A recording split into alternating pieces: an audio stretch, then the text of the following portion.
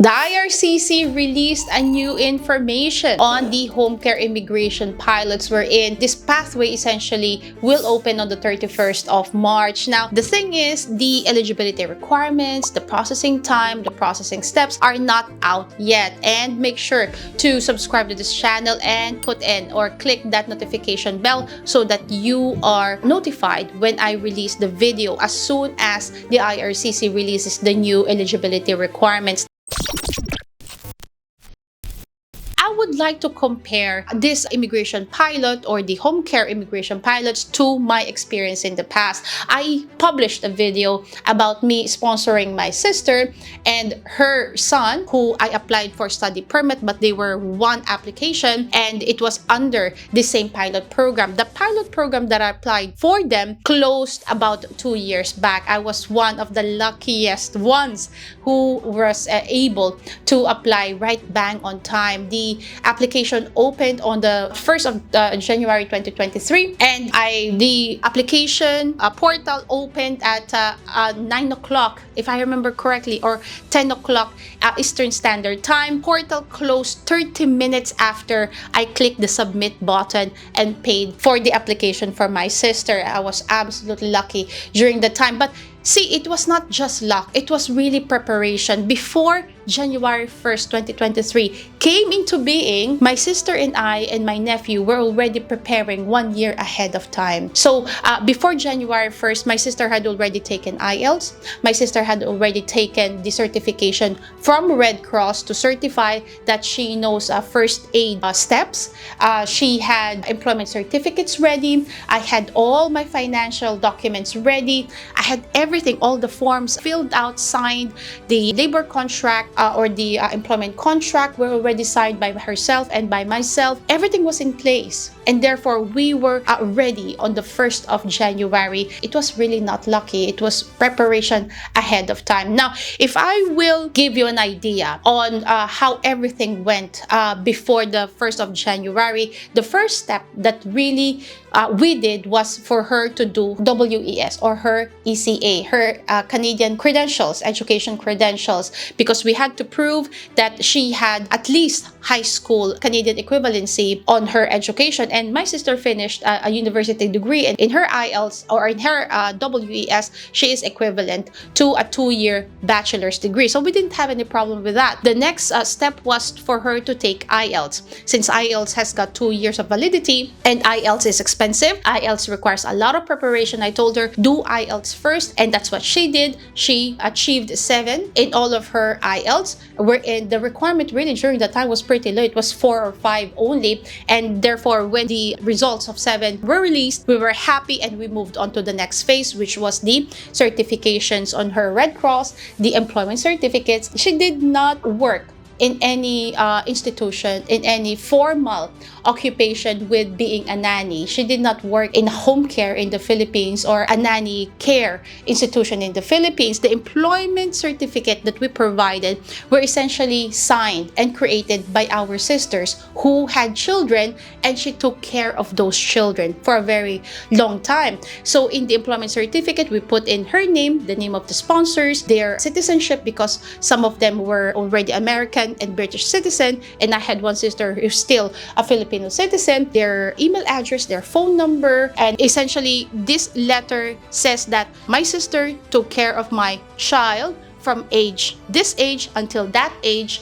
from this day to this day, 5 days in a week, from this time until this time, from say 8 o'clock in the morning until 12 o'clock in the afternoon, every day for 1 year. And therefore we did that with our 3 sisters. They signed it, and of course all the contact details were there. The contact details, guys, and the address are very important, because then if the IRCC decides to qualify the integrity of your employment certificate, then they can call or email the person who signed the employment certificate. And that's what we did. We made sure that she had at least 1 year of qualified employment of taking care of a child. Another thing is that the employment or the employment offer that you should have should be from an individual and not a company. That's why this is called a home care program, meaning in the home of an individual, of a private individual.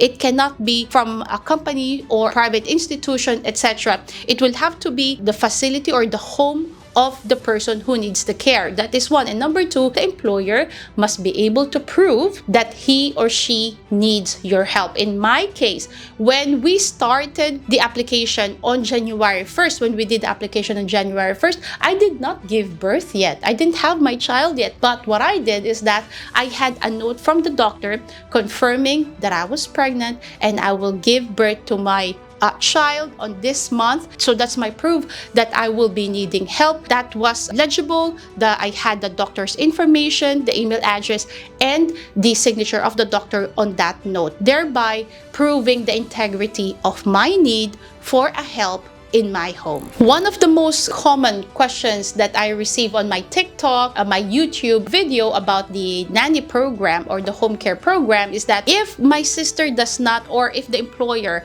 does not own the house or is just renting, will the employer be eligible to sponsor me as a carer for the child or an old person? And the answer really is yes, absolutely. The person do not necessarily have to have so much assets. The person does not necessarily have to own a house or own a car or own a land, etc. The important factor here is that the employer should be able to prove that he or she has got a financial income. There has got to be a source of income wherein the person on a monthly basis will receive this income, and this income is definitely higher than what is supposed to be the salary of the carer.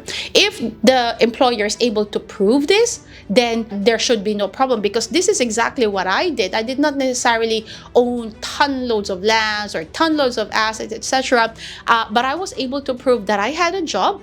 I provided an employment certificate to my list of documents. I had my notice of assessment. I was just earning enough. Really, it's not a lot with a company that I was working for during the time. It was with Source Atlantic, and which is an Irving company, essentially. And I was able to prove that I had a monthly income. I have this much salary, and I am able to pay the salary of my carer, of the carer of my child, on a monthly basis. Now, when I applied on January 1st, when I applied for the work permit, during the time it was still work permit.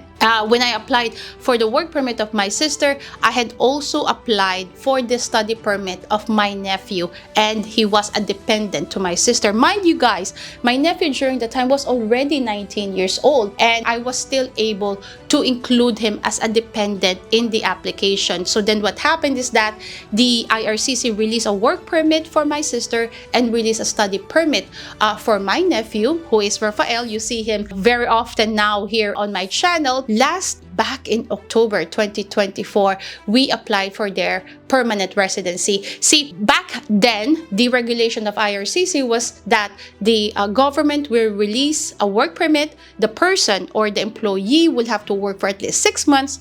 And after 6 months, we had to prove that my sister actually worked for me. We have to prove that I paid for her taxes and her salary, and we reported that on a monthly basis to the CRA. And if you are quite confused on this, just go to the CRA website and calculate your source deductions, or call CRA yourself, and they will guide you on how to go along with all of this. And that's exactly how I did it, really, to prove that I was paying her salary, I was paying her income taxes, I was paying her employment insurance, etc., as required by the government. Or when we applied for their permanent residency back in October, the IRCC asked for this information, which then we gave to them. And right now we are waiting for the release of their permanent residency. According to the website, it will be 18 to 24 months. It's gonna be a very long time. How different was that process as compared to the process, at least with the information that is available right now? According to the IRCC, the new home care immigration pilot will be a direct PR, and therefore it looks as if the IRCC will no longer issue a work permit. It will be direct permanent residency. So the moment the employee receives a document from the IRCC seeing an approval, they will receive a certificate of permanent residency.